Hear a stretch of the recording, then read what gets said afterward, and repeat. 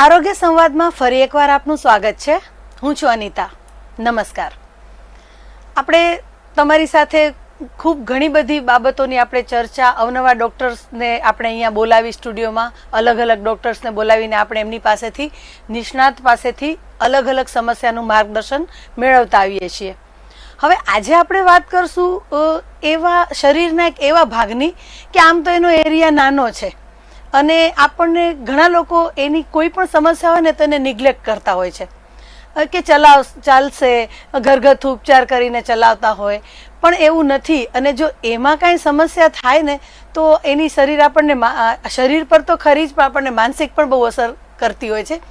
એવો આપણો શરીરનો એક અત્યંત મહત્વનો ભાગ છે આપણા દાંત. હવે આપણું શરીર ખાવાથી જ તો ચાલે છે અને દાંતમાં કાંઈ પણ પ્રોબ્લેમ થાય એટલે સૌથી પહેલાં આપણને ખાવામાં પ્રોબ્લેમ થાય, દુખાવો થાય, એટલે આપણે એની અસર આપણને માનસિક પણ પડવાની જ. તો આપણે દાંતની સાર સંભાળ કેવી રીતે કરવી, એના કયા કયા રોગ છે, તો એના વિશે આજે આપણે આપણા સ્ટુડિયોમાં આમંત્રિત કર્યા છે ડેન્ટિસ્ટ ડૉક્ટર નિશાબા સોઢાને. નમસ્કાર, આપનું સ્વાગત છે નિશાબા. નમસ્તે. આઈ એમ થેન્કફુલ ટુ યુ કે મને તમે અહીંયા બોલાવી અને હું મારો જે આટલા વર્ષનો એક્સપિરિયન્સ છે એઝ અ ડેન્ટિસ્ટ એ બધા માટે શેર કરી શકીશ. તો આપણે સૌથી પહેલાં આપની વાત કરીએ એટલે આમ ડેન્ટલમાં પણ ડિગ્રી હોય છે, તો આપ કઈ ડિગ્રી મેળવેલી છે? હું BDS છું, બેચલર ઓફ ડેન્ટલ સર્જન, અને મેં 2007માં કમ્પ્લીટ કર્યું અને 2008થી હું ભુજમાં પ્રેક્ટિસ કરું છું. પહેલાં 1 વર્ષ મેં લાયન્સ હોસ્પિટલમાં જોબ કરી, પછી 2 યર્સનો બ્રેક લીધો હતો મારા સનના બર્થના કારણે. પછી 2011માં હોસ્પિટલ રોડ પર મારું ક્લિનિક હતું, ડેન્ટલ ક્લિનિક. એમાં મેં 6 યર્સ વર્ક કર્યું અને ત્યાર પછી એકોડ હોસ્પિટલ, એમાં હું 6 યર્સ હતી. અને લાસ્ટ 2 યર્સથી મારું હોસ્પિટલ મેડિસ્ટાર હોસ્પિટલ આયાનગરમાં BSFના સામે છે, ત્યાં અત્યારે વર્ક કરું છું. એટલે અત્યારે તમારી પ્રેક્ટિસ ત્યાં ચાલુ છે. હવે એઝ અ ડૉક્ટર હું આપને પૂછું તો દાંત માટે આમ શું સાર સંભાળ જરૂરી છે આમ જનરલ? પછી તો આપણે એના વિશે વિસ્તારથી ઘણું આગળ જાણશું. ઓકે, એટલે સૌથી પહેલાં તો તમે જે ઇન્ટ્રોડક્શન આપ્યું કે બહુ નાનો પાર્ટ છે દાંત આખા શરીરનો, પણ જેવી રીતે તમે કીધું કે એમાં નાનો મોટો પણ કાંઈ બી તમને ઇશ્યુ થાય એટલે પહેલાં તમારું ધ્યાન ત્યાં જ જાય. કારણ કે સૌથી પહેલાં તમારો ટીથમાં પેઇન હોય એટલે તમે જમી ન શકો. એટલે હવે કોઈ પણ આપણે કામ કરવું હોય તો ખબર છે કે આપણે જમ્યા વગર તો નહીં જ ચાલે, એનર્જી તો જોઈશે જ.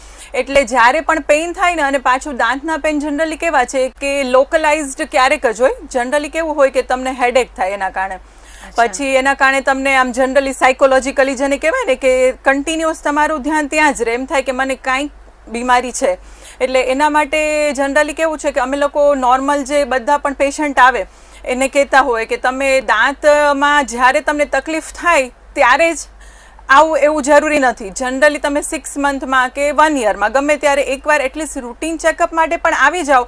અને જ્યારે દાંતનો રોગ ચાલુ થતો હોય, એમાં કાંઈ પણ તમને પ્રોબ્લેમ હોય ત્યારે જો તમે એનું ડાયગ્નોસિસ કરાવો અને પછી એની ટ્રીટમેન્ટ સ્ટાર્ટ કરાવી દો તો તમને રિલીવ બહુ જલ્દી મળી જાય અને સફરિંગ ઓછું થાય, અને સામે તમને જે એની ટ્રીટમેન્ટનો જે ટાઈમ પીરિયડ છે ને એ તમે ઘણો બધો ઘટાડી શકો. અચ્છા, એટલે જેમ આપણે બોડી ચેકઅપ અમુક રેગ્યુલર કરાવવું પડતું હોય છે એવી રીતે દાંતનું પણ રેગ્યુલર કરાવવું જોઈએ? એવી રીતે જે અમારા બધા જર્નલ્સ છે અથવા તો આપણે જે કંઈ બધા રિસર્ચ થાય છે કે કોઈ બી ગાઈડલાઇન્સ છે, every 6 month dental checkup is must. Okay, એવું આપણા બધામાં છે જ એમ. પણ જેને કહેવાય ને કે અનલકીલી આપણે કહીએ કે ખાસ કરીને ઇન્ડિયામાં આપણે દાંત માટે એટલા બધા જેને કહેવાય કે એના સ્વાસ્થ્ય માટે એટલા સભાન નથી. હા, ને તો ત્યાં તો બધે ફોરેનમાં એવું છે જ કે તમારે એવરી 6 મંથ ડેન્ટલ ચેકઅપ કરાવવું જ પડે. અને ઘણા બધા એમાં એવા ઇસ્યુ છે કે તમે જો રેગ્યુલરલી ડેન્ટલ ચેકઅપ ન કરાવ્યું હોય તો તમને જે એના ઇન્સ્યોરન્સ છે, નોટ ખાલી દાંતનું ઇન્સ્યોરન્સ પણ જે જનરલ બોડીના જે બધા ઇન્સ્યોરન્સ મળતા હોય ને એમાં પણ એ લોકો એનો જે ક્લેમ હોય ને એ જનરલી જલ્દીથી એ લોકો એક્સેપ્ટ ન કરે, એવું છે.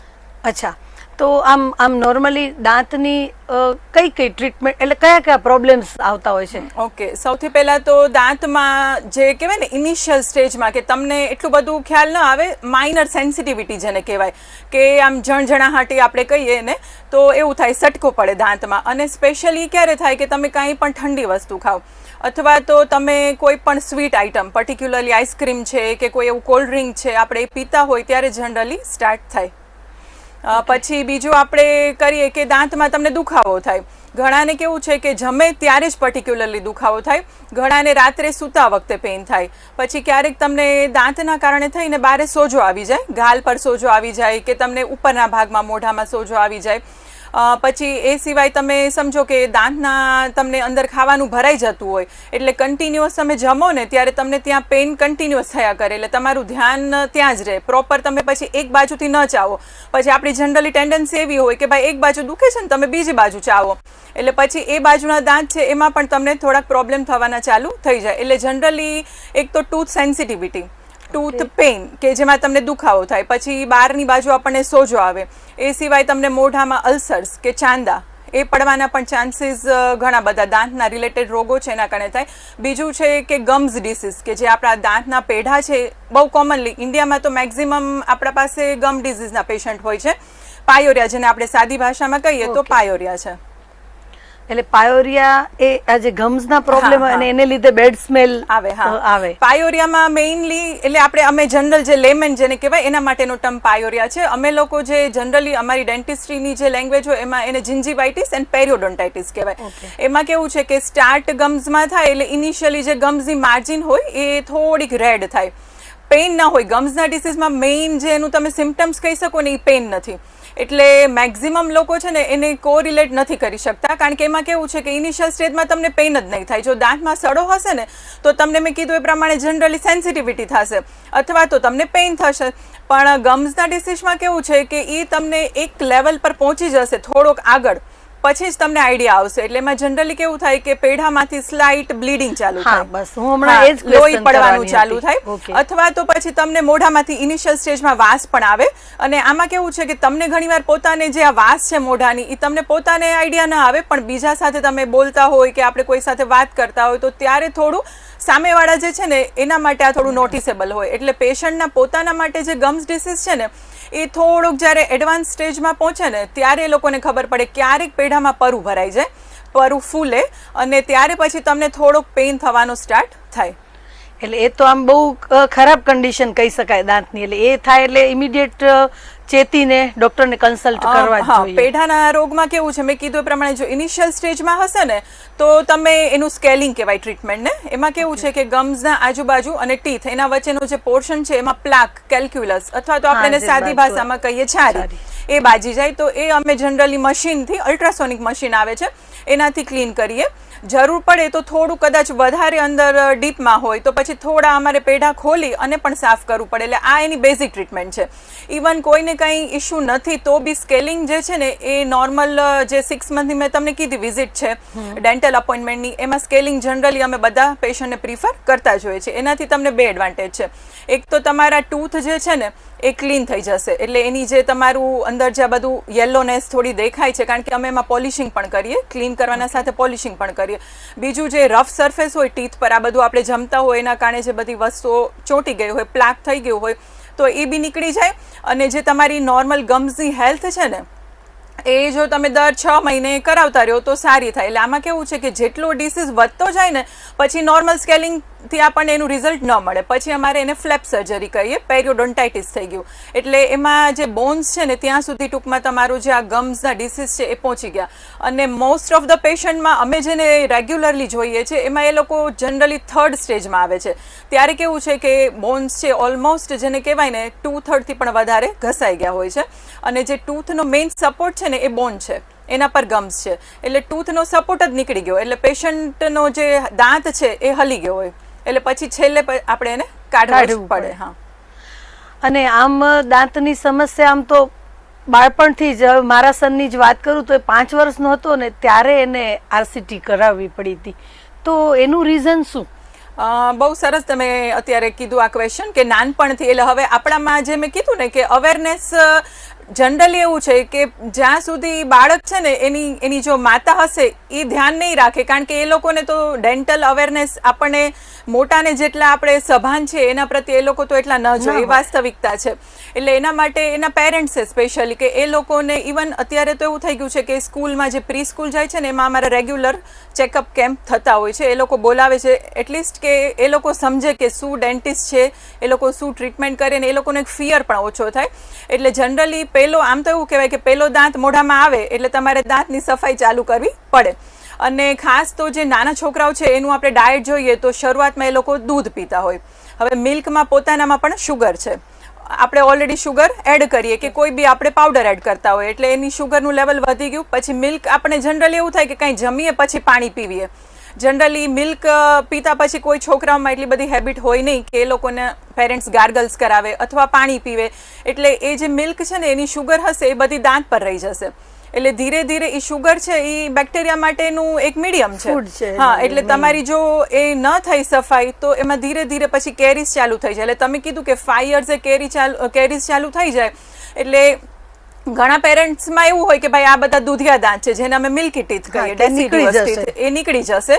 પણ એ તમે જે મિલ્કી ટીથ છે ને એના નીચે પરમેનન્ટ ટૂથ આવતા હોય એટલે એ એના માટેના જેને કહેવાય ને કે એ જે રોડ છે ને એમાંથી જ આવવાના છે એવું સમજાવી શકીએ પેશન્ટને આપણે. તો જો એ લોકોના મિલ્કી ટીથ છે એના ઉપર ધ્યાન નહીં રાખીએ તો એ જલ્દી નીકળી જશે. એટલે જે નીચેના ટીથ છે ને એને આવવામાં થોડો જેને કહેવાય ને ડીલે થાય. બીજું કે બંને એકબીજા સાથે કનેક્ટેડ હોય એટલે આનું ઇન્ફેક્શન જે છે ને મિલ્કી ટીથનું એના ચાન્સીસ છે કે પરમેનન્ટમાં લાગે. અચ્છા, એટલે બાળપણથી જ આપણે ધ્યાન રાખવું પડે. એટલે અને આ મેં તમને કહ્યું એમ કરાયું તો ઇટ્સ નેસેસરી, બરોબર કર્યું કે આ કમ્પલસરી છે? હા, જનરલી કેવું છે કે ઘણા જે એમાં પણ ખાસ કરીને ચિલ્ડ્રન છે એ લોકોને બહુ ફિયર હોય. અમારા પાસે પહેલા તો આવે ને જે નાના બાળકો એટલે એ લોકો અંદર જ ન આવે ચેમ્બરમાં, ડેન્ટલ ચેમ્બરમાં, કારણ કે એ લોકો ચેર જોવે, બધા ઇન્સ્ટ્રુમેન્ટ જોવે. પાછા જે અમારા ઇન્સ્ટ્રુમેન્ટ છે બધા ડ્રીલ હોય એટલે એનો અવાજ આવે એટલે આમ સાયકોલોજીકલી જેને કહેવાય ને બધાને ફિયર હોય. એટલે એ લોકોને સમજાવવા, બેસાડવા એ અમારા ડેન્ટિસ્ટ માટે પણ એક ટાસ્ક છે અને સાથે પેરેન્ટ્સ પણ, કારણ કે પેરેન્ટ્સને પણ ફિયર હોય કે આ લોકો શાંતિથી બેસશે તો અમે ટ્રીટમેન્ટ કરાવી શકશું. હા, એટલે બંનેનો પોઝિટિવ જેને કહેવાય ને કે પોઝિટિવ બંનેના ઇનપુટ્સ છે એના કારણે જ અમે વર્ક કરી શકીએ. તો કમ્પલસરી તમે કીધું એમ કરાવી જોઈએ કે નહીં, એટલે 100% એમાં આપણે ટ્રીટમેન્ટ કરાવી જોઈએ. તો શું થાય કે એનાથી જે તમારા નેક્સ્ટ બધા ટીથ આવવાના છે એ સારા આવે અને પછી તમને પરમેનન્ટ જે આ ઇસ્યુ છે એ ન રહે. એ વાત આપની સાચી છે. એ એક વખત આરસીટી કરાવી છે, અત્યારે 21 નો છે, ક્યારેય કોઈ ટૂથ પ્રોબ્લેમ નથી આવ્યા. એટલે બહુ સારું. બધા જનરલી અમે બધા કિડ્સમાં બધા પેરેન્ટ્સને એડવાઇસ કરીએ છીએ. અને તમે કીધું આરસીટી, ઘણાને તો કેવું છે અમે પ્રિકોશનરી પણ જેને કહેવાય ને કે પિટ એન્ડ ફિશર સિલન્ટ કહેવાય. પરમાનન્ટ ટીથ તમારો ફર્સ્ટ આવવાનો ચાલુ થાય 6 વર્ષે. એટલે એમાં નોર્મલી કેવું છે આપણા ટીથ ફ્લેટ ના હોય, એમાં ગ્રુવ્સ હોય. એટલે ગ્રુવ્સમાં ફૂડ લોજમેન્ટ થતું હોય. એમાં મેઇન તો ચિલ્ડ્રન જે છે એ હા એ લોકો ચોકલેટ્સ, પછી બિસ્કિટ્સમાં ઓલરેડી સ્ટીકી હોય, વેફર, આ બધી વસ્તુઓ કેવી છે કે જનરલી એ લોકો ભલે રેગ્યુલર ન ખાય પણ આપણે અવોઇડ સાવ તો નથી જ કરી શકવાના. એટલે એ જે ગ્રુવ્સ છે ને એમાં ભરાઈ જાય. પછી એ લોકો ક્લિનિંગ બરાબર કરે નહીં એટલે શળાની જે શરૂઆત કહેવાય ને એ 4-5 yearsથી ચાલુ થઈ જાય. એટલે જો એ ટ્રીટમેન્ટ એ ટાઈમમાં થઈ જાય તો પછી એ લોકોને લોંગ ટર્મ જે પછી પરમનન્ટ ટૂથ આવે ને એમાં કોઈ ઇશ્યુ રહે નહીં. બરોબર છે. એટલે હવે આપણે જે ગમની વાત કરીએ, એક તો ગમના પ્રોબ્લેમ હોય, ઇસ્યુઝ હોય, બીજા દાંતના કયા કયા ઇસ્યુઝ આપણે મેઇન અને ખાસ તમને કહું તો ઘણા કહેતા હોય કે આમ આ દાંત દુખે છે, ખાડો થઈ ગયો છે, પછી એ લોકો લવિંગ ભરાવે ને આમ તેવું હળદર ભરાવે ને એવું બધું કરે, તો એ વસ્તુ શું છે અને એની ટ્રીટમેન્ટ શું? ઓકે, એટલે કોમનલી આપણા ડિસીઝ જે મેં કીધા એ પ્રમાણે એક કેરીઝ જેને અમે લોકો કહીએ ડેન્ટલ કેરીઝ કહેવાય કે જે સડો છે, પછી બીજું ખાડો થઈ ગયો છે એટલે એમાં જમવાનું ભરાય. એટલે લવિંગ મૂકે છે એમાં શું છે કે એનામાં એવી પ્રોપર્ટી છે, આપણે લવિંગનું તેલ પણ યુઝ કરીએ છીએ, એમાં કોઈ એની કોઈ આડઅસર જનરલી એવી નથી થતી, પણ ટેમ્પરરી યુઝ છે કે તમને પેઇન થતું હશે તો A at a time relieve થઈ જશે, પણ એના માટે લોંગ ટર્મ તો તમારે ટ્રીટમેન્ટ કરાવવી જ પડશે.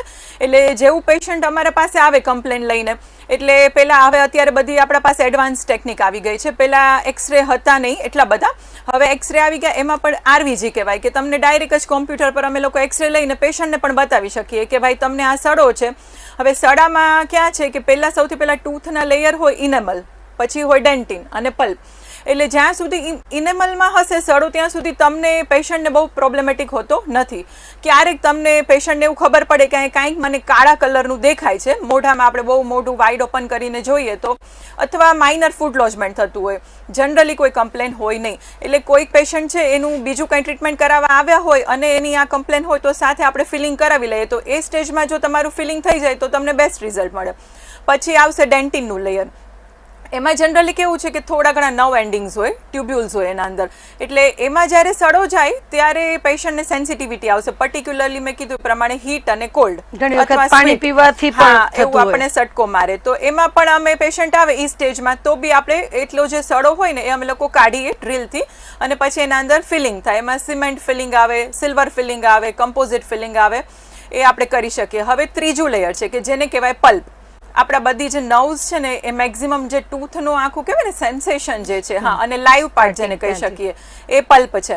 એના અંદર જો તમારે સડો થયો then we have to go for root canal treatment, જેને અમે RCT મૂળિયાની સારવાર કહીએ, એટલે એ તમારે કમ્પલસરી કરાવવી પડે. તો એ RCT શું છે, રૂટ કેનાલ ટ્રીટમેન્ટ, એની પ્રોસિજર શું? હા, રૂટ કેનાલ ટ્રીટમેન્ટમાં કેવું છે કે મેં જેમ તમને કીધું કે રૂટમાં સડો ટૂંકમાં તમારો પહોંચી ગયો છે, ઉપરના લેયરમાં નથી, હા, એટલે ડીપ જતો રહ્યો છે. હવે એના માટેની બે ટ્રીટમેન્ટ છે કે જ્યારે તમારો સડો પલ્પમાં પહોંચી ગયો એટલે તમારા પાસે બે ઓપ્શન હોય કે તમે રૂટ કેનાલ ટ્રીટમેન્ટ કરાવો, અધરવાઇઝ તમારે દાંત કઢાવવો પડે. લાંબા ટાઈમે ધીરે ધીરે એમાં પછી વધતી જાય સડો, ક્યારેક એના કારણે પેશન્ટને સોજો પણ આવે, જેને રસી થઈ કહેવાય, સ્વેલિંગ બહારથી થાય, તો એમાં તમારે બે ઓપ્શન હોય. તો હવે એમાં રૂટ કેનાલ ટ્રીટમેન્ટ છે, એમાં શું કરીએ અમે લોકો જનરલી કે એ ટૂથ પર્ટિક્યુલરલી જે એક ટૂથ છે જેમાં વધારે સડો છે એટલા પાર્ટને અમે લોકો એનેસ્થેશિયા નાનો લોકલ આપી દઈએ, અને પછી એમાં જે પલ્પ છે ને એમાં બધું ક્લીન કરી નાખીએ, અને પછી એના અંદર રૂટ કેનાલ એટલે જે રૂટ્સ છે એમાં નાની કેનાલ હોય, એકદમ ટ્યુબ્યુલ્સ હોય, આપણે કેમ સોય જે છે પતલી એના જેવી હોય, 2 હોય 3 હોય, અલગ અલગ બધા દાંત પ્રમાણે હોય, એ અમે લોકો ક્લીન કરીએ, મશીનથી જ ક્લીન થાય. અને ક્લીન કરી અને પછી એના અંદર એવી જ ટાઈપની સિમેન્ટ આવે, એકદમ પતલી આ દોરા જેવી જ હોય, ગટા પરચા જેને અમે કહીએ, એ ભરીએ, પછી એના ઉપર ફિલિંગ કરી દઈએ, અને પછી વિધિન સમજી લો 15 દિવસ અથવા તો 1 મંથમાં પેશન્ટને એના પર કેપ કરવાનું રિકમેન્ડ કરીએ. જનરલી કેવું હોય કે રૂટ કેનાલ કરો ને એટલે એ ટૂથ છે ને એનો જે બ્લડ સપ્લાય હોય ને એ પછી કટ થઈ ગયો, એટલે એ થોડોક વીક, ઓલરેડી તમારો પેલા કેરીઝ હતી, સડો હતો, એના કારણે ટૂથ વીક હતો. હવે આપણે એમાં ટ્રીટમેન્ટ કરી એને નીચેથી જે એનો બ્લડ સપ્લાય હતો એ આપણે કટ કર્યો, એટલે ટૂથ વીક બની જાય. એટલે લોંગ ટર્મ આપણને એ ટૂથને રાખવો છે તો એના માટે જનરલી રૂટ કેનાલ ટ્રીટમેન્ટ પૂરી થાય એના 15 ડેઝ પછી અમે લોકો પેશન્ટને કેપ માટે એડવાઇસ કરી દઈએ. અને પહેલાં છે ને રૂટ કેનાલ ટ્રીટમેન્ટ કરતા અમે લોકો જ્યારે, ત્યારે જનરલી 2 અપોઇન્ટમેન્ટ 3 અપોઇન્ટમેન્ટ એવી રીતે પેશન્ટની ટ્રીટમેન્ટ ચાલતી હતી. ક્યારેક 4th અપોઇન્ટમેન્ટ સુધી પણ જાય જો પસ હોય, પેશન્ટને જલ્દીથી રિકવરી ના આવતી હોય, પેઇન કન્ટિન્યુઅસ રહેતું હોય. પણ હવે એટલા બધા એડવાન્સ જે બધા મશીન અને મટીરિયલ બંને આવી ગયા છે, એટલે ઘણીવાર તો અમે મોસ્ટ ઓફ ધ પેશન્ટમાં પોસિબલ હોય ને તો એ લોકોને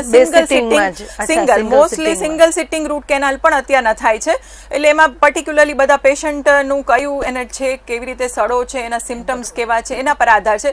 પણ ઘણા બધા પેશન્ટમાં ઇટ ઇઝ પોસિબલ કે તમારે એક જ વારમાં સિંગલ સિટિંગ રૂટ કેનાલ થઈ જાય અને પેશન્ટને પણ રિલીવ મળે, અને એને જે પેલો ડેન્ટલ ટ્રીટમેન્ટનો ફિયર હોય કે ભાઈ બીજી વાર હજી જવાનું છે, હવે પેઇન થશે કે નહીં, ત્રીજી વાર હું જઈશ તો ત્યારે શું ટ્રીટમેન્ટ કરશે, એટલે એ જે બધા સ્ટેપ્સ હતા ને એમાંથી એ લોકોને બહુ રિલીવ મળે એવું છે. એટલે આમ આવું કાંઈ પણ આપણે દર્શકોને કહીએ તો કાંઈ પણ એ લોકોને આવો પ્રોબ્લેમ થાય તો RCT કરાવવી જરૂરી છે. હા, એટલે જો સડો તમારો ઊંડો છે અને દાંતને બચાવવો હોય તો આપણા પાસે એક જ ઓપ્શન છે રૂટ કેનાલ ટ્રીટમેન્ટ. એમાં પણ પર્ટિક્યુલરલી મેં કીધું પ્રમાણે કે સડો ઊંડો છે, પલ્પમાં છે, તો તમારે રૂટ કેનાલ કમ્પલસરી. પણ બને ત્યાં સુધી વાત પહોંચવા જ ન દેવાની. તો સૌથી સારું ડેન્ટલ ટ્રીટમેન્ટમાં અમારે જનરલી એવું કહેવાય કે તમે જેટલા લેટ આવો ને એટલી તમારી ટ્રીટમેન્ટ કોસ્ટલી થાય અને તમારું ટ્રીટમેન્ટનો જે ટાઈમ છે ને એ પણ વધી જાય. હા, એ લંબાઈ જાય. સાચી વાત, બહુ સરસ જાણવા મળ્યું કે આ રૂટ કેનાલ શું છે. હવે આજકાલ બીજો એક વર્ડ પણ બહુ સાંભળવા મળે છે, ઇમ્પ્લાન્ટ. એમ કે અમારે આ દાંતનું ઇમ્પ્લાન્ટ કરાવવાનું છે, તો એ ઇમ્પ્લાન્ટ શું છે અને એ શા માટે કરાવવું પડે છે?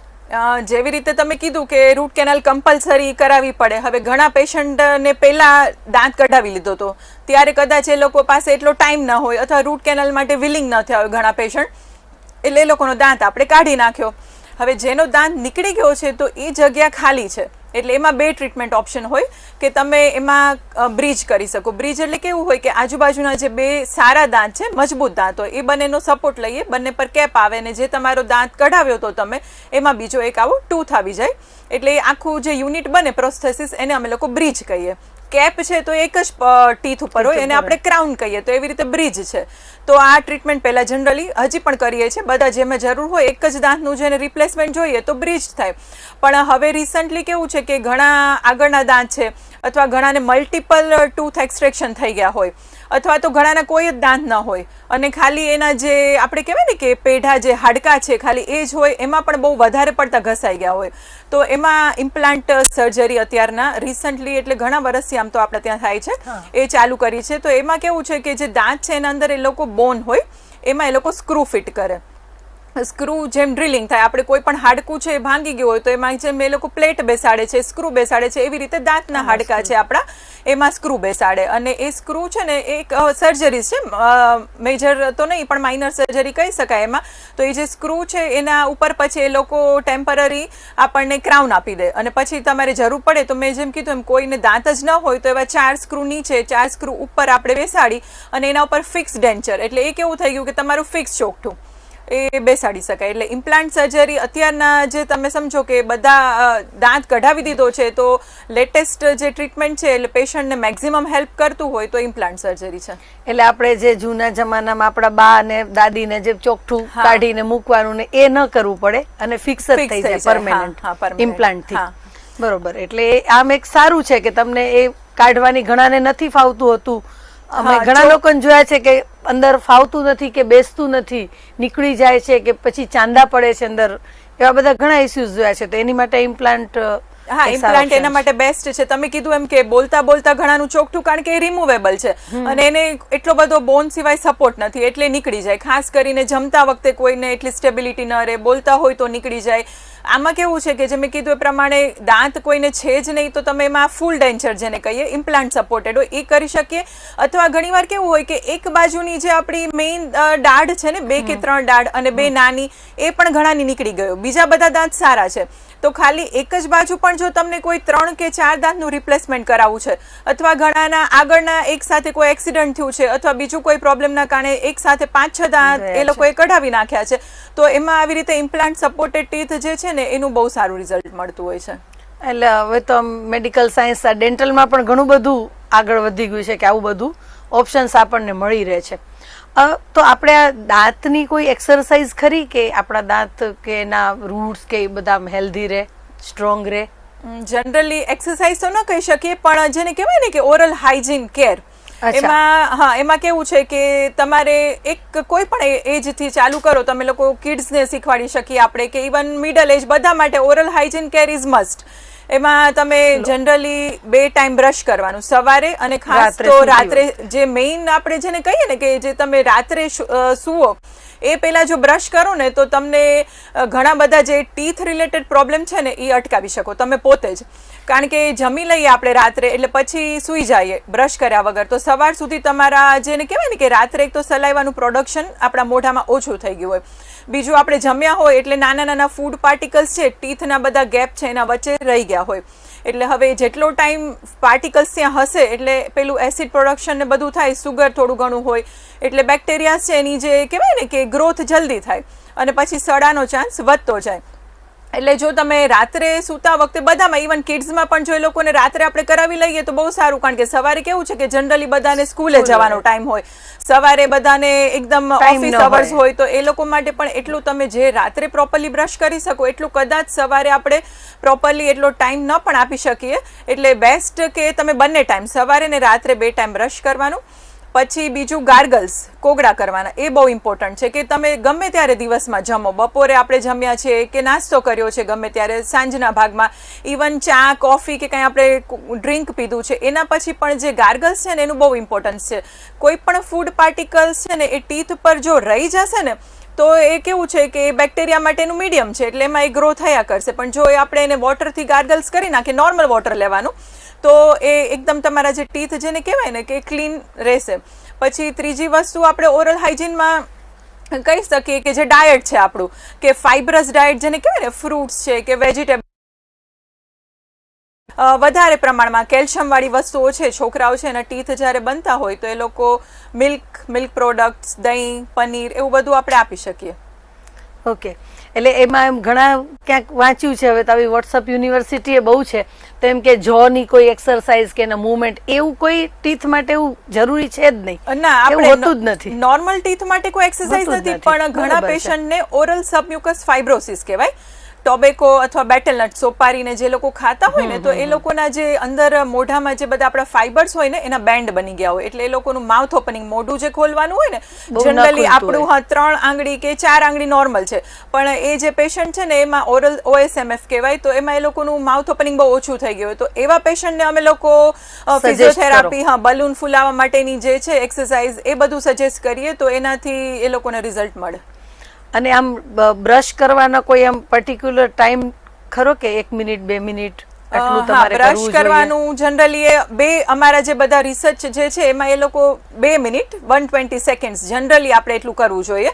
અને ખાસ તમે કીધું ને કે જમ્યા એકદમ તરત જમ્યા ને પછી નહીં, કારણ કે જે મોઢામાં આપણું સલાઈવા છે, પછી જે આપણે બધું જમ્યા છે, તો જે મીડિયમ છે ને એ થોડુંક જેને કહેવાય ને કે એ એક્ઝેક્ટ એ તમે તરત ને તરત ન કરો તો વધારે સારું, હાફ એન અવર પછી કરવાનું. અને બ્રશ કરવામાં પણ તમે બહુ સરસ કીધું કે કેટલી વાર, એમ તો વધારે વાર ઘણાને એવું હોય કે હેબિટ છે આ કે બહુ વધારે વાર કરે, 10-10 મિનિટ સુધી. ઘણા પેશન્ટ અમારા પાસે આવતા હોય, એ લોકો કે અમે 10 મિનિટ સુધી બ્રશ ન કરીએ તો અમને સાયકોલોજીકલી એ લોકોને એવું લાગે કે એના ટીથ ક્લીન નથી થયા, પણ વધારે બ્રશ કરવાથી ફાયદો કરતા પેશન્ટનું દાંતને નુકસાન વધારે થાય છે.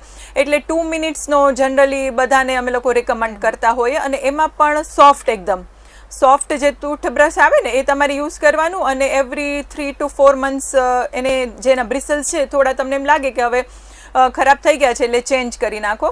અને બ્રશિંગ ટેકનિકમાં પણ થોડું ધ્યાન રાખવાનું કે બધાને કેવું છે કે હોરિઝોન્ટલી આડું જ બ્રશ ઘસ્યા કરે, એટલે તમારે ટીથ અને ગમ્સ એ બંનેનું જંકશન હોય ત્યાં બ્રશ રાખી અને થોડું સર્ક્યુલર અને ઉપર નીચે વર્ટિકલ મોશનમાં કરો. અને ખાસ અંદરના સરફેસ પર, કે જે આપણા નીચેના દાંત છે ને એ એનો અંદરનો સરફેસ છે, જીભના બાજુનો છે, ત્યાં ખાસ બધું પ્લાક ને વધારે જનરલી જોવા મળતું હોય, એટલે એના પર થોડું વધારે આપણે ધ્યાન રાખીએ અને બ્રશ કરીએ તો બહુ સારા રિઝલ્ટ મળતા હોય છે.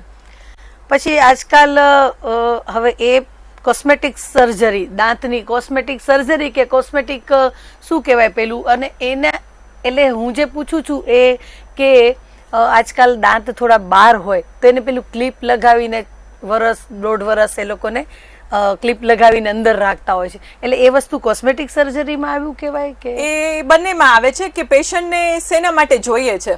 એમાં કેવું છે કે જનરલી બધાનો અત્યારના આપણે જોઈએ ને કે દાંતનો ફંક્શન જે કીધું કે વધારે પડતું બધાને અપિયરન્સ, એમાં યંગ એજમાં જો આ બધું આપણે કરાવીએ તો અપિયરન્સ માટે કરાવતા હોય, પણ જેટલા તમારા જેને કહેવાય ને કે યંગ એજમાં તમારા ઘણા દાંત જે છે એ આવતા હોય આગળ પાછળ આવતા હોય, એટલે દાંત થોડા વાંકા ચૂકા હોય, એટલે અપિયરન્સમાં ખરાબ લાગે. અથવા તો ઘણાનું હાડકું જે છે ને એ જ થોડુંક બારે હોય, દાંતની સાઇઝ મોટી હોય, તો એ બધામાં તમે કીધું એ આપણને આ જે બ્રેસીસ કહેવાય એ ઓર્થોડોન્ટિક્સ ટ્રીટમેન્ટ કહેવાય એની જરૂર પડતી હોય. એમાં પણ એજ વાઇઝ છે કે એકવાર તમારા જે બધા ટીથ આવી ગયા પરમેનન્ટ, પછી એ લોકો એનો આખો એક્સરે કરે, એમાં જોવે કે હવે આપણને ક્યારેક એક્સ્ટ્રા ટીથ હોય તો એ આપણે કાઢવા પણ પડે, કારણ કે સ્પેસ થોડીક બનાવવી પડે. અને પછી એના અંદર એ લોકો આ જે બ્રેસીસ છે એ મૂકી આપતા હોય છે. અને બીજું એનું એસ્થેટિક અપિયરન્સ, એટલે એ પર્પઝ તો છે જ, પણ મેઇન જે રીઝન છે ને કે તમારા દાંત જો એકદમ બધા લાઇનમાં હશે ને તો તમને ક્લીન કરવામાં બહુ સારું પડે. એટલે ઓ કેવું છે કે દાંતમાં ક્રાઉડિંગ હોય આજુબાજુમાં તો તમે પ્રોપરલી ક્લીન ન કરી શકો, એટલે થોડું ફૂડ લોજમેન્ટ થાય, એટલે એમાં પછી સડો થવાના ચાન્સ બધા વધારે છે. એટલે બધાનું વધારે પડતું એટલા તરફ કોઈ હજી જેને કહેવાય કે હા નથી, પણ છતાં પણ એસ્થેટિક તમે કીધું એના માટે તો બધા વધારે પડતા કરાવતા જ હોય છે ટ્રીટમેન્ટ, ખાસ કરીને યંગ એજમાં. હા, અને એમાં પણ હવે બહુ સરસ ટ્રીટમેન્ટ આવી છે કે ઇવન જે બ્રેસીસ છે ને એ પેલા મેટલના મળતા હતા, એટલે આપણે પહેર્યા હોય ને, એક તો એ ટ્રીટમેન્ટ થોડી લાંબી ચાલે, 1.5-2 વર્ષ, એટલે પહેર્યા હોય તો દૂરથી પણ આપણે બધાને આખું મોઢામાં આટલી બધી ક્લિપ હોય દેખાય. થોડું પેશન્ટ માટે પણ ઇનકન્વિનિયન્ટ છે, કારણ કે થોડુંક પેઇનફુલ હોય, પછી એમાં તમારે કન્ટિન્યુઅસલી એની અપોઇન્ટમેન્ટ જનરલી 2 months 3 months એવી રીતે તમારે જવું પડે. પછી એમાં ફૂડ લોજમેન્ટના ચાન્સ બહુ રહે, કારણ કે જે પહેરાવ્યા હોય ને મેટલના બધા એના અટેચમેન્ટ્સ એના આજુબાજુમાં ફૂડ લોજમેન્ટ થાય. એટલે હવે રિસન્ટલી ઇનવિઝિબલ અટેચમેન્ટ્સ આવ્યા છે, તો એમાં કેવું છે કે પ્લેટ જ આવે છે અને ટ્રાન્સપરન્ટ હોય, ક્લિયર પ્લેટ હોય, એટલે એ બધા કેસીસમાં એવું પોસિબલ નથી કે એનાથી જ રિઝલ્ટ મળે, પણ જેનામાં પણ જો થઈ શકે તો એનામાં આ બધી અમે જનરલી વધારે પ્રિસ્ક્રાઇબ કરતા હોય. એટલે એવી જે ટ્રાન્સપરન્ટ પ્લેટ આવે એ પહેરી દઈએ તો એનાથી પેશન્ટને પણ કન્વીનિયન્સ પણ વધી ખરાબ જાય. ન હા, લાગે. લુક પણ ખરાબ ના આવે અને પેશન્ટની કન્વીનિયન્સ બહુ વધી જાય. એટલે અત્યારે એ આમ એકદમ જરૂરી નથી, પણ એક તો અપિયરન્સ માટે, અને આપ કહો છો એમ કે એને એક લાઈનમાં જ ટીથ હોય તો ક્લિનિંગ ને એના માટે સારું રહે, બંને અને food lodgement પર્પઝ ન માટે થાય. હા સારું રહે. બરોબર છે. પછી અમારા એક રિલેટિવ છે, તો એમને રૂટીન દાંતના જ કંઈક ચેકઅપ માટે ગયા હતા, અને ત્યારે એને ખબર પડી કે એને માઉથ કેન્સર છે. તો એ દાંતને લીધે થયું છે કે ના કેન્સરની જગ્યા જ ઈ આવી? સૌથી પહેલા તો ઓરલ કેન્સર માટે વાત કરું તો અત્યારે આખા જે વર્લ્ડ છે ને એમાં મેક્ઝિમમ જે પેશન્ટ ઓરલ કેન્સરના છે આપણા ઇન્ડિયામાં છે. અને બીકોઝ ઓફ જે સૌથી વધારે જેને કહીએ ને આપણે કે ટોબેકો ચુઈંગ અને સ્મોકિંગ, બેટલનટ ચુઈંગ છે, સોપારી ખાતા હોય, પાન મસાલા, તમાકુ અને સ્મોકિંગ, બીડી પીતા હોય કે સિગરેટ સ્મોકિંગ, તો એ બધાના કારણે મેક્ઝિમમ પેશન્ટ આ અત્યારના આપણા પાસે ઓરલ કેન્સરના આખા ઇન્ડિયામાં જોવા મળે છે. હવે આમાં કેવું છે કે બધી એજમાં છે. પહેલાં એવું હતું કે થોડું મિડલ એજ અને ઓલ્ડર એજ છે ને એમાં કેન્સરના કેસીસ વધારે હતા, પણ અત્યારના એકદમ યંગ એજથી જેમ કહીએ ને કે અમારા પાસે ઘણા બધા પેશન્ટ, ઇવન ફિમેલ પેશન્ટ પણ આવે છે. પહેલા આટલા બધા ફિમેલ પેશન્ટ અમારા પાસે સ્ક્રીનિંગ માટે નહોતા આવતા, પણ હમણાં જે થોડુંક જેને કહેવાય ને લોઅર ક્લાસ પેશન્ટ છે, હા, કારણ કે એ લોકો ખાતા હા, હોય એ લોકો કન્ટિન્યુઅસ એક જ જગ્યાએ પાછું એ લોકો જે પણ ખાતા હોય, તમાકુ ખાતા હોય કે પાન મસાલા કે સોપારી, એક જ જગ્યાએ એ લોકો ભરી રાખે મોઢામાં, એટલે એ એરિયા પર્ટિક્યુલરલી જે છે ને એ અફેક્ટ થાય. એમાં ઇનિશિયલી પાછું આમાં પણ એવું છે ઓરલ કેન્સરમાં કે ઇનિશિયલી છે ને પેનલેસ હોય, અંદર અલ્સર થાય, નાનું વ્હાઇટ કલરનો જે પેચ બને, પેશન્ટને એટલું બધું આઈડિયા આવે નહીં, એટલે જનરલી એ લોકોની કોઈ કમ્પ્લેન હોય નહીં. અને બીજું કેવું છે કે ડેન્ટિસ્ટ પાસે જનરલી કોઈ રેગ્યુલર ચેકઅપ એ લોકો કરાવતા ના હોય, નહીતર તમે ક્યારે પણ સ્ક્રીનિંગ માટે એટલીસ્ટ જાઓ ને તો બી આવું નાનો પણ કોઈ વ્હાઇટ પેચ હોય ને તો અમે જનરલી એડવાઇસ કરીએ લોકોને કે જો વધારે લાગે તો બાયોપ્સીની પણ જરૂર પડે તો બાયોપ્સી માટે પણ અમે રિપોર્ટ મોકલી આપે, તો આપણને એટલીસ્ટ ઇનિશિયલ સ્ટેજમાં જ ખબર પડી જાય કે આ કેન્સર માટેનો જે છે અલ્સર બને છે કે નોર્મલ છે. એ પ્રમાણે આપણે એની આગળ ટ્રીટમેન્ટ કરી શકીએ. હવે બીજું તમે કીધું દાંતનું, તો દાંત છે ને કોઈ શાર્પ ટૂથ હોય, આપણે જનરલી ટૂથ કેવા છે બધા કે થોડીક એની એજ શાર્પ હોય, તો ક્યારેક કોઈ એવો શાર્પ ટૂથ હોય અને દાંત કરતાં પણ વધારે ક્યારેક બધાના મોઢામાં આવી રીતે ડેન્ચર જે તમે કીધું ચોકઠા પહેરતા હોય, એમાં બી નાના નાના ચોકઠા કે 2 દાંતના છે, 3 દાંતના છે, તો એ જે દાંતના ચોકઠા છે ને એની માર્જિન હોય એ થોડી શાર્પ હોય, તો એ કન્ટિન્યુઅસ તમને જે અંદર ઓરલ મ્યુકોઝા હોય મોઢાની ચામડી એમાં જો કન્ટિન્યુઅસ એ વાગતી હોય તો ટ્રોમાના કારણે તમને ત્યાં અલ્સર થાય, કારણ કે તમે કન્ટિન્યુઅસ પહેરી રાખો છો એટલે એ જે ત્યાં તમારી મ્યુકોઝા છે ને એ હીલ નથી થતી, તો એના કારણે બી કેન્સર થાય. પણ મેક્ઝિમમ પેશન્ટમાં અમે જોયું છે કે હેબિટ્સના કારણે જે લોકોને વધારે પડતા ઓરલ કેન્સર આપણને જોવા મળે. હા, એટલે એમ કે એવું જરૂરી નહીં કે એ આ વાગવાને લીધે થયું, એ મેલિગ્નન્ટ જ હોય એવું જરૂરી નહીં ને? ના, એવું નથી. આમાં કેવું છે કે ઘણા ઇવન જે બધા સ્મોકિંગ ને કરતા હોય છે, આ જે ટોબેકો વાળા એને લીધે જ થાય છે. હા, એના કારણે થાય. અને એમાં પણ ઇવન ઇનિશિયલ સ્ટેજમાં તમે જો એની ટ્રીટમેન્ટ કરાવી લો અને જે એમની હેબિટ્સ છે એ લોકો સ્ટોપ કરી દે, તો ક્વિટ કરી દે, તો એનાથી બહુ સારા રિઝલ્ટ ઘણા બધા પેશન્ટમાં મળતા હોય છે. અચ્છા, એટલે આમ એ કેન્સરનું કોઝિસ તો પાન મસાલા ને એ બધું છે, પણ આ ટીથની ટ્રીટમેન્ટમાં ડેન્ટિસ્ટ જ તરત એને પારખી શકે. હા, એટલે સૌથી પહેલા છે ને ડાયગ્નોઝ કરવું ને એ ડેન્ટિસ્ટ પાસે હા જનરલી થતું હોય. પછી આમાં કેવું છે કે મેં કીધું એ પ્રમાણે અમને લોકોને એમ લાગે કે આ જે એની માર્જિન છે, ઘણીવાર શું છે એની માર્જિન હોય અલ્સરની, તો એમાં થોડો ગ્રોથ દેખાય કે ચામડી એની વધે છે, અથવા તો પછી રેડનેસ હોય, અથવા નાના એમાં બ્લીડિંગના સ્પોટ્સ હોય, અથવા ગ્રોથ બહુ વધારે હોય, તો પછી જનરલી અમે લોકો ઓરલ સર્જન છે એના પાસે અથવા તો પછી કેન્સર સર્જન છે એના પાસે અમે મોકલીએ, તો ફર્ધર ટ્રીટમેન્ટ છે એ શું કરવી આપણને આઈડિયા આવે. ના, પણ અમને આઈડિયા છે ઘણા લોકોના અમારા ઓળખાણમાં કે અર્લી સ્ટેજમાં ડેન્ટિસ્ટે જ એ લોકોને પેલું ડાયગ્નોઝ કર્યું છે, પકડી શકે ક્યાં હોઈ શકે.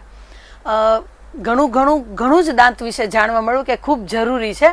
તો તમે બાળકોથી લઈને વૃદ્ધ સુધીના ને દર્શકોને શું એક એડવાઇસ નાની એવી આપી દેશો કે દાંત માટે શું પ્રિકોશન, શું સાર સંભાળ, એટલે અર્લીમાં જ પ્રિકોશન જ, કે આવી કોઈ સમસ્યા થાય જ નહીં?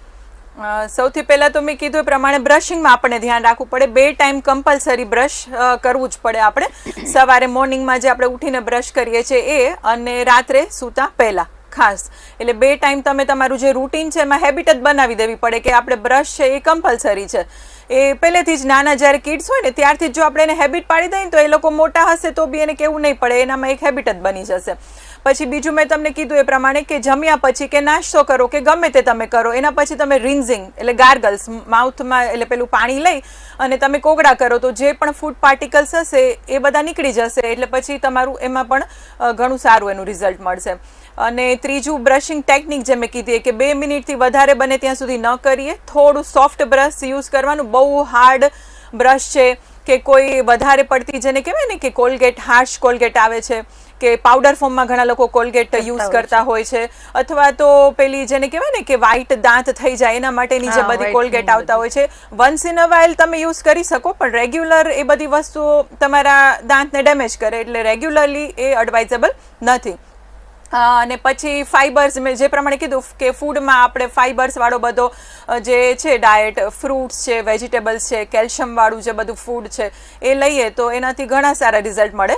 અને આ બધામાં સૌથી પણ આ બધું તો આપણે કરવાના જ છે, પણ રેગ્યુલરલી 6 થી કરી 6 મંથ એવરી અમે લોકો તો જનરલી કરતા હોઈએ છીએ કે 6 to 8 મંથમાં એકવાર તમે ડેન્ટલ વિઝિટ કરો. કારણ કે ઘણીવાર કેવું થાય કે માઇનર મેં કીધું ને કે ઇનિશિયલ સ્ટેજમાં હશે ને તો પેશન્ટને પોતાને જ ખબર નહીં હોય કે મને કાંઈ પ્રોબ્લેમ થઈ રહ્યો છે, એટલે જો એ સ્ટેજમાં તમે જઈ અને ટ્રીટમેન્ટ સ્ટાર્ટ કરાવી દો તો એનું રિઝલ્ટ બહુ સારું મળે. એટલે રેગ્યુલર જેમ આપણે કેમ મેડિકલ ચેકઅપ કરાવતા હોઈએ છીએ એવી રીતે તમે રેગ્યુલર ડેન્ટલ ચેકઅપ કરાવો તો તમને ઘણું સારું રિઝલ્ટ મળે. સરસ વાત. અને બીજું કે ઘણી વખત આવા પ્રોબ્લેમ્સ હોય છે ત્યારે ડોક્ટર્સ મેડિકેટેડ ટૂથપેસ્ટ સજેસ્ટ કરતા હોય છે, તો એ પરમેનન્ટ કરી શકાય? જનરલી અલગ અલગ આવે પ્રિસ્ક્રિપ્શન. વિધાઉટ પ્રિસ્ક્રિપ્શનમાં પણ કેવું છે કે ઘણાને ઓવર ધ કાઉન્ટર આપણે બધી સેન્સિટિવિટી માટેની ટૂથપેસ્ટ મળતી હોય છે, ઘણા પેશન્ટ પોતાના રીતે યુઝ કરતા હોય છે. જનરલી બહુ પ્રોબ્લેમ નથી થતો, પણ તમે એને કઈ રીતે મેં કીધું ને કે ટૂથપેસ્ટ યુઝ કરવા કરતાં કઈ રીતે યુઝ કરો છો, કે વધારે ફોર્સફુલી યુઝ કરો એને અને બહુ લાંબો ટાઈમ યુઝ કરો તો પછી એનાથી થોડું તમારા ટીથમાં જે ઇનેમલ હોય ને ઉપરનું લેયર એ થોડું ઘસાઈ જાય, એટલે પછી તમને સેન્સિટિવિટીના ઇશ્યુ રહે. બાકી જનરલી અમે ગમ્સના જે બધાને પ્રોબ્લેમ હોય તો એના માટે અમે એનું બ્લીડિંગ એમાં થતું હોય પેશન્ટને કે આવી રીતે બેડ સ્મેલ આવતી હોય તો એના રિલેટેડ અમે જનરલી પ્રિસ્ક્રાઇબ કરી આપતા હોય, રેગ્યુલર પેશન્ટ યુઝ કરી શકે. ને બાકી આપણી જે જનરલ ટૂથપેસ્ટ છે ફ્લોરિડેટેડ હોય એટલે એ યુઝ કરતા હોય તો વધારે સારું. ને એમાં પણ એનું જે ટૂથપેસ્ટ આપણે લઈએ ને બહુ ઓછી લેવાની, ઘણાને શું બહુ હેબિટ હોય કે હા બહુ વધારે પડતી, એટલે જનરલી તમે બ્રશમાં એ હાફ તમારું બ્રશ હોય તો એટલી ભરાય એટલું તમે ટૂથપેસ્ટ લ્યો તો સારું પડે. ખૂબ ખૂબ સારું જાણવા મળ્યું.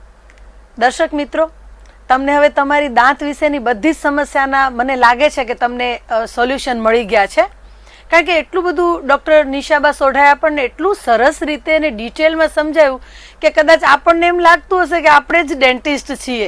આ તો એમની પાસે આપણે ટ્રીટમેન્ટ માટે જવાનું થાય કારણ કે આપણી પાસે ઇક્વિપમેન્ટ્સ નથી, પણ આપણે જાણી તો બધું જ લીધું આજે. ઘણું એટલે ઘણું જ સરસ રીતે જાણવા મળ્યું. આશા છે કે તમને આ બધી એમને જે જાણકારી એમણે આપણને આપી એ તમને ખૂબ જ સરસ માર્ગદર્શન એનાથી મળ્યું હશે ને ખૂબ હેલ્પફુલ રહેશે. તો ડૉક્ટર, આપનો ખૂબ ખૂબ આભાર કે આપ અમારા સ્ટુડિયોમાં આવ્યા અને અમારા દર્શકોને આટલી સરસ માહિતી આપી કે જે આપણું મહત્વપૂર્ણ અંગ છે દાંત, એના વિશે. આપનો ખૂબ ખૂબ આભાર. I am also thankful to you કે મને પણ આટલો મોકો મળ્યો કે હું બધામાં જે અવેરનેસ જેને કહેવાય ને કે ડેન્ટલ ટ્રીટમેન્ટ કરતાં પહેલાં પણ જે આપણી રેગ્યુલર લાઈફસ્ટાઈલ છે એમાં આપણે જો આ બધી વસ્તુઓ એડ કરીએ તો બહુ સારું આપણને રિઝલ્ટ મળી શકે. અને તમને તમારી કોઈ પણ સમસ્યાનો ઉપાય અમે અહીંથી બતાવતા રહીશું. અમારી સાથે જોડાયેલા રહેજો. નમસ્કાર.